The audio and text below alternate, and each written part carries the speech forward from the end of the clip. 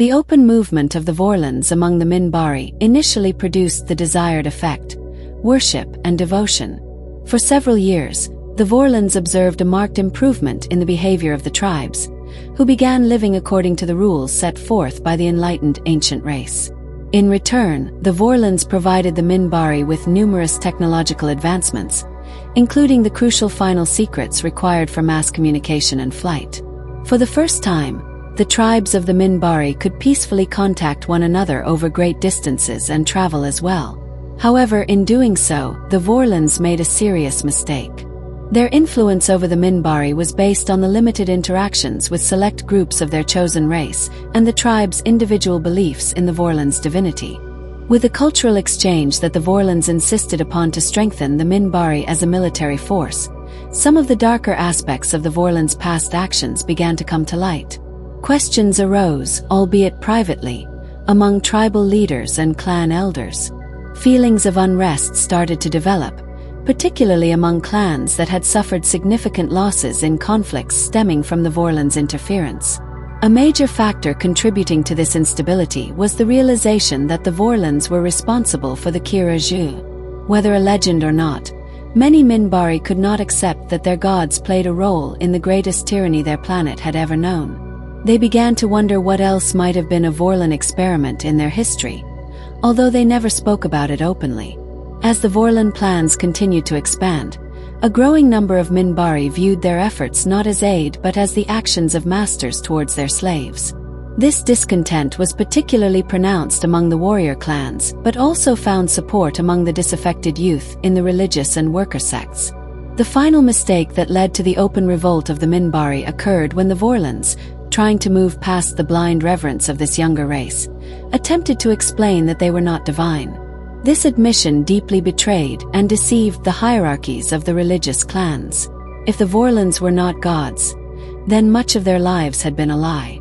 Instead of fostering unity, the Vorlons' revelation of their mortality drove the Minbari further apart. Mortality implied that the Vorlons had been deceiving the Minbari since their earliest history. Still, it also suggested to those answering the call of rebellion that the Vorlons could be killed like mortals. Over the next decade, while the Minbari quietly absorbed everything the Vorlons sought to teach them, their motivation gradually shifted to a search for weapons against their masters.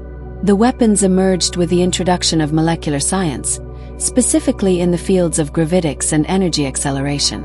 The Minbari did not need to fully understand these devices to use them on behalf of the Vorlons. However, the alien race was impressed by how eagerly their experimental subjects absorbed any knowledge that was given to them. Each time a new technology was introduced, the Minbari examined it closely and incorporated it as quickly as possible. The Vorlons viewed this as proof of the Minbari's worthiness as a warrior race. While they were correct in this assessment, they were about to face a grave miscalculation regarding their chosen race's focus. The opening volley of the rebellion occurred when many of the Vorlon overseers, figures that represented the ancient gods of the Minbari, convened with some of their loyal Minbari subjects in one of the cities on the surface of Minbar. The purpose of the meeting was to demonstrate the technology needed to convert their newly acquired flying machines into vessels capable of traveling through outer space. This gift had been promised to them for some time. A craft from the smallest division of the Vorlon fleet was chosen and awaited the mixed delegation upon their arrival. At the Vorlons' request, everyone aboard entered the craft, and at the designated hour, the engines ignited. The resulting explosion killed all the Minbari on board, who had sacrificed themselves to ensure that the Vorlons would be present when the vessel detonated, along with half of the assembled Vorlons. The survivors scoured the launch site for answers and were met by hundreds of Minbari armed with heavy weapons they had learned to use from the Vorlons themselves. Weakened by the blast, only 2 of the Vorlons stood against the onslaught, while the others were slain by the crude but effective energy weapons. Stunned and horrified, the Vorlons fled into space to report their chosen race's treachery. Thus, the Dark Century had truly begun. Throughout Minbar, a remarkable act of coordination took place, enabled by the mass communications equipment of the Vorlons. The Minbari answered the call for rebellion. By morning, no Vorlons remained on the planet. They had either been slain or were fleeing to the Vorlon station in orbit, a place their pursuers could not follow. With no living Vorlons to direct their frustration and rage at, the Minbari turned their anger toward their temples. Over the next few days, countless irreplaceable works of architectural mastery fell victim to particle beams and the hammers of a people feeling betrayed. Betrayal was a universal theme in this conflict. Back on the station, the badly wounded survivors of the mass assault informed their homeworld of the events and called back their defense fleet from its scattered positions in nearby space. The shock of what they considered an unwarranted slaughter had faded, replaced by a rage the Vorlons had not experienced in many millennia. How dare this insignificant lesser race turn weapons of their own design against them after all they had done for them? The Vorlon response was swift and decisive. Before the rest of their fleet could arrive, the station directed its weapons toward the planet. A trio of massive lightning cannons struck down, tearing through the atmosphere and bombarding the largest Minbari city, killing thousands. To the Minbari, it felt as though the heavens had opened up and rained down the wrath of their lost gods. The barrage continued long into the night, and by the first light of morning, the city had been completely razed. Thousands of refugees fled the city, seeking shelter wherever the terrain would shield them from the Vorlons' destructive gaze. They found some refuge in the ancient caverns of their ancestors, but even these could not withstand the power of the Vorlon weapons for long. The bombardments persisted, annihilating one city after another as the Vorlons waited for their fleet to gather for a final, terrible judgment against the Minbari. In space, they believed they could fire at will, confident in their immunity to counterattack. Or so they thought. The Vorlons had trained their chosen race to be obedient, a lesson the Minbari had apparently overcome. However, they had also taught them to be adaptive. As the sky erupted with relentless bolts of the Vorlons' vengeance, the Minbari searched their world for something. Anything that could serve as a weapon against the Vorlons, anything capable of reaching into the stars. In the ruins of a legend, they found what they needed. The Vorlon devices that once defended Kira Nal were unearthed and repaired, with a focus on enhancing their high-energy output. Instead of being used as a shield, their electromagnetic generators were reconfigured to transmit energy through a crystalline conduit hastily built by a desperate group of Minbari engineers. High above the planet, the Vorlons overlooked this work until a massive pulse of energy shot up from the planet's surface and collided with their station. When the Vorlon fleet arrived at Minbar, they found only wreckage in orbit. What followed was a prolonged series of purges initiated by the Vorlons against their disloyal subjects. The Minbari fled their cities and gathered in underground shelters, some of which were several kilometers long and high. Within these shelters, they built new cities and waited out the war of extermination that decimated those of their kind caught out in the open. Fear became their constant companion, and only the concerted efforts of all Minbari, regardless of caste or clan, ensured that any of them would survive. Eventually, the Dark Century came to an end when the Vorlons wiped out the last of the surface-dwelling Minbari. They looked on in silent horror at the destruction they had caused. Scouts were dispatched to find any survivors, not to kill them, but to bring back word that the ancient and wise Vorlons had not committed total genocide out of something as trivial as anger.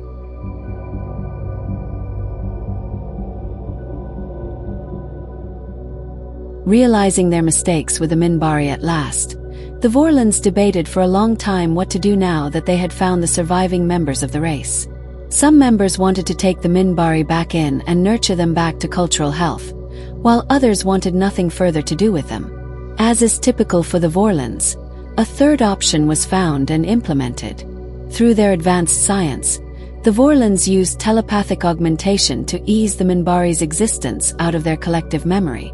They left the concept of overseers in place, as the gods the Minbari had once revered, understanding the importance of religious beliefs to any society. However, they did not enforce worship. The scars left on Minbar by the Vorlons' great weapons were repaired as much as possible, and the Minbari were led to believe that these damages were the result of their own intertribal conflicts. Subtly encouraging the Minbari to come back to the surface, the Vorlons watched from a distance as the remnants of a once populous race returned to their rightful place as masters of their own world. Gone but not forgotten, The Vorlons left the seeds of technology necessary to rebuild Minbar and advance their society if the Minbari chose to do so. Then, like reluctant parents, they left their chosen race to its own devices and returned to their own place in the galaxy. Whether the Minbari flourished or failed would be determined by their own merits or mistakes. The gods of the Minbari took one last look at the beautiful and terrible things they had created and vanished quietly into the stars. It wasn't long before the Minbari tried to unknowingly follow them. Motivated by a desire to return to a state of technology and advancement they had briefly known, and then lost due to their own conflicts, the Minbari reconstructed their surface cities and began designing ways to explore the vast reaches of space. Through genetic augmentation, a sub-race of Minbari was developed to survive and thrive in the hostile environments of spaceflight. Vehicles were constructed, and by the time the Minbari had recovered their numbers to a point near where they had been before the Dark Century, their first starships were ready to launch. What followed was several centuries spent in deep exploration, colonization, and discovery. The Minbari Starborn, as this specialized faction came to be known, gradually became obsolete with the invention of gravitational generation and hyperspace travel. This single innovation opened the galaxy to the wider Minbari race, allowing many of their kind to journey through the stars without relying on cumbersome physical equipment or hibernation chambers. The era of mass exploration in the galactic area around Minbar had truly begun. Like all eras for the Minbari, this one was marked by conflict. Several stars around Minbar were charted and explored, with colonies established on suitable planets in many systems.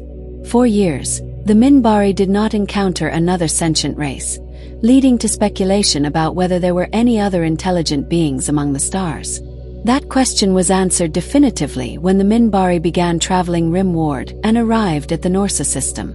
As a pair of Minbari explorer frigates settled into orbit around the most habitation-likely planet in the system, they were met with hostile upper atmospheric craft that bombarded them with light laser fire. The shots did not inflict significant damage.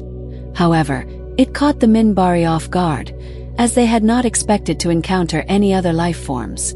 A quick exchange of suppressive fire and the use of the frigate's tractor beams allowed them to bring the hostile vessels aboard for examination. This was the Minbari's first experience with another life form, but it certainly would not be their last. The exploration of Norsa continued for some time, primarily due to the hostile nature of the system's natives. However, after deliberations and a demonstration of strength that convinced the Norsi that war would be futile, negotiations led to the planet being incorporated into Minbari space as a protected world in exchange for organic resources. Norsa subsequently opened a major hyperspace travel lane, allowing the further systems of Udu, Moga, and Tychola to be mapped and explored within a few years. In Moga and Tychola, other sentient races were encountered and contacted. The Tycholans were initially very hostile to outside interaction, but after prolonged discussions and an exchange of information, they welcomed the Minbari and regarded them as gods from the stars.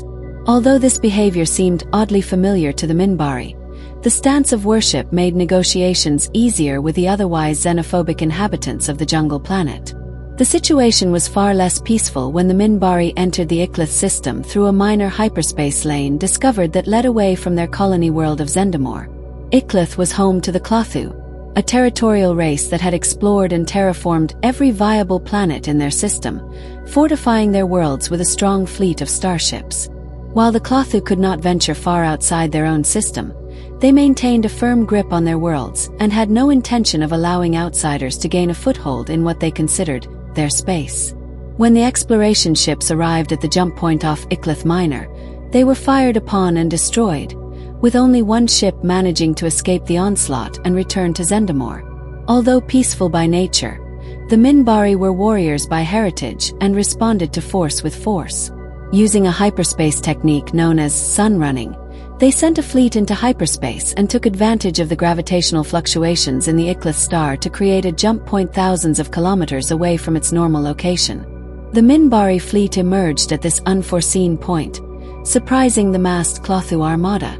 Superior to the alien vessels in every respect, the Minbari easily defeated the Clothu fleet and shifted their focus to the planets themselves. Iklith is the only system under Minbari protection that was truly conquered through force. It stands as an example of what happens to races that provoke the Minbari and serves as an ironic lesson following the fate of humanity during the Earth-Minbari War. The Clotho remain a fiercely proud people, governed by the Minbari only through unwavering vigilance and the one saving grace of their race. They respect strength above all other character traits. As long as the Minbari remain stronger, the Clotho will remain loyal. The era of space exploration has expanded the boundaries of Minbari space to encompass the current size of the Federation, including the protective worlds as a rimward buffer zone and area of interest. The Federation had plans to venture further core-ward and would have encountered humanity during its own late medieval period. However, an unknown event halted all further travel in that direction. While making a routine hyperspace jump between Terralan and the nearby star Noctil, the Minbari encountered something dark, something resembling a vicious, evil shadow.